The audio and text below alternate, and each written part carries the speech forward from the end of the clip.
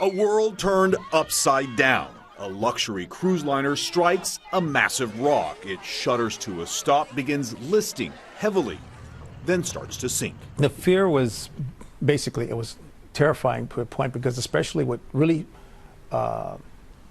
terrified us is, well, how when panic started. Dean and Georgia Ananias and their two daughters were among the 4,200 plus passengers and crew on board the Costa Concordia. 32 people died that night. The Ananias family, waiting over 5 hours for rescue, said their goodbyes thinking they too would perish.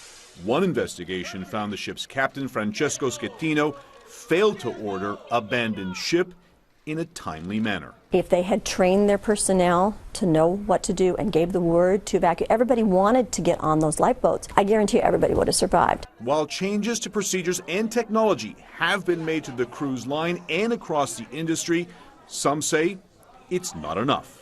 Industry watcher Cruise Critic says standards of employment, training, and evaluation of cruise line staff at all levels can be better and be made more consistent. Any day now, an Italian prosecutor is expected to request that 9 Concordia officers and crew, including the ship's captain, face criminal charges. Today, the Costa Concordia is a fixture on the landscape. On Google Earth, it looks like a surreal man-made island. The cruise line hopes to raise and remove the ship this summer. All right, Miguel is with me now. I mean, Miguel, since the disaster, what sort of things have changed for the industry? When you look at technology, anything to make it safer?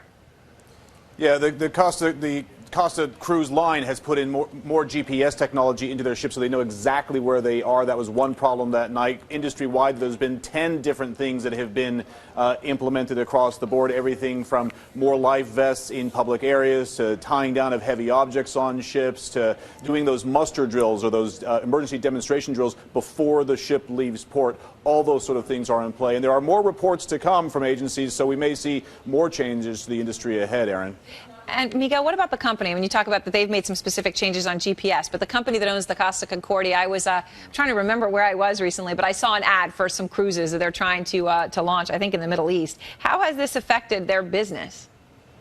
Well, Carnival owns the massive U.S. and London-based company owns the Costa line, the cruise line, and that company was hit very hard. Its CEO said it was the worst year that they had coming out of that tragedy, but they're starting to turn around. They lost a lot of money. They cut prices for cruises in that first year. The last quarter of this last year, though, they made about $100 million, so they came out of the red into the black finally, and it looks like they're turning things around. But it's interesting that the prices for Carnival cruises are still lower than other cruise lines and cruises out there. So they're still feeling the effects of the Costa Concordia, but all signs are they're moving ahead of it. Their stock prices certainly gained since the disaster as well, Aaron.